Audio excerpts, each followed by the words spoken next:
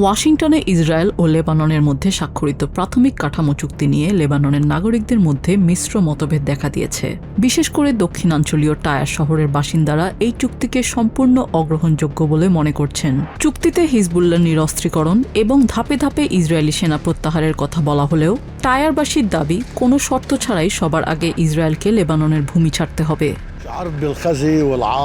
আমি লজ্জিত ও অপমানিত বোধ করছি। দক্ষিণের প্রায় ৮২টি গ্রাম সম্পূর্ণ ধ্বংস হয়ে গেছে। ১ মিলিয়নের বেশি মানুষ বাস্তুচ্যুত। তারা কোন চুক্তির কথা বলছে? ইহুদিবাদী শত্রুরা প্রতিরোধ আর শক্তির ভাষা ছাড়া আর কিছুই বোঝে না। এই চুক্তি মোটেও সঠিক নয়। এটি কোনো সমস্যার সমাধান করছে না। যদি সত্যি সমস্যার সমাধান হতো তাহলে আমরা অবশ্যই এর পক্ষে থাকতাম। ইসরায়েলের উচিত প্রথমে সেনা প্রত্যাহার করা, এরপর তারা যেভাবে খুশি বিষয়টির সমাধান করুক।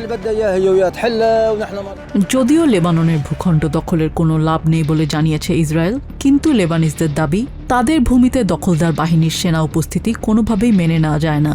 ইসরায়েলি হামলায় ক্ষতিগ্রস্ত অঞ্চলের বাসিন্দাদের মতে ইসরায়েলি সেনা প্রত্যাহারের পরই অন্যান্য বিষয়ে আলোচনা করা উচিত।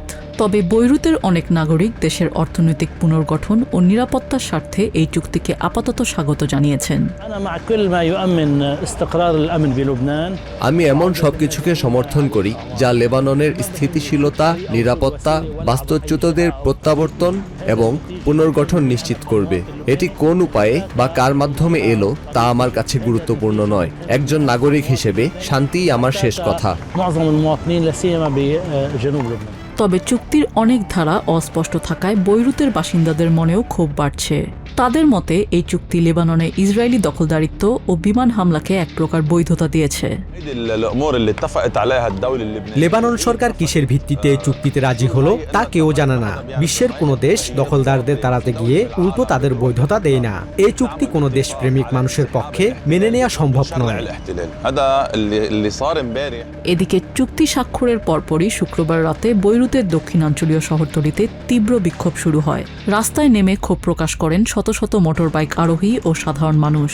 অন্যদিকে হিজবুল্লাহ ইতোমধ্যে এই চুক্তির বিরুদ্ধে অবস্থান নিয়ে স্পষ্ট জানিয়ে দিয়েছে তারা এতে সহযোগিতা করবে না। নিজিয়া জামি, TVN 24 নিউজ ডেস্ক।